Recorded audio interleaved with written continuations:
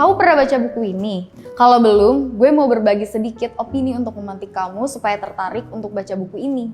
Nggak terasa, kita baru aja melaksanakan pemilu untuk memilih pemimpin bangsa. Belum lama ini, kita semua saksiin semua kontestan di pemilu paslon nomor urut 1, 2, dan 3 gencar banget laksanain kampanye supaya terpilih dan mencapai pucuk kekuasaan. Fenomena ini ngingetin gue sama salah satu karya masyhur sastrawan terkenal Inggris, George Orwell, yang berjudul 1984 atau 1984.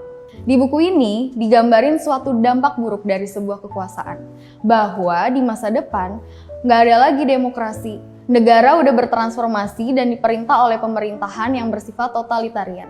Segala hal yang ada, dari urusan publik sampai urusan privat, diatur oleh pemerintah. Orwell menggambarkan dalam bukunya, pemerintah itu pakai telescreen, suatu alat berbentuk layar yang fungsinya seperti CCTV, tapi lebih canggih untuk memantau setiap pergerakan warga negara. Selain itu, ada polisi pikiran yang sosoknya seperti mata-mata yang menyamar dan berbaur sama masyarakat. Untuk ngawasin masyarakat dan buat dengar setiap pemikiran atau gagasan yang berpotensi mengancam kekuasaan. Kekuasaan mutlak yang dipegang pemerintah membuat mereka jadi punya kendali penuh terhadap segala hal. Kayak misalnya ngubah catatan arsip sejarah, sampai mengatur serta memangkas bahasa dengan tujuan supaya masyarakat jadi nggak kritis dan gampang untuk dikendalikan. Di buku ini kita juga akan ngelihat perjuangan tokoh utama, Winston dan Julia, untuk terlepas dari bentuk pemerintahan yang gak manusiawi ini. Emang sih cerita dalam buku ini kedengarannya utopis, terlalu khayalan gitu.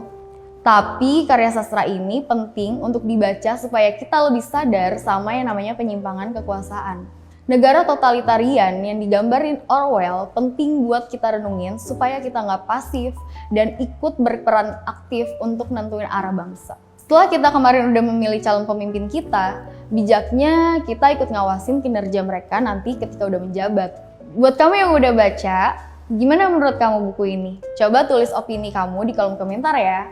Oh iya, thank you juga buat Daniel Pakiding yang udah nulis skrip video ini.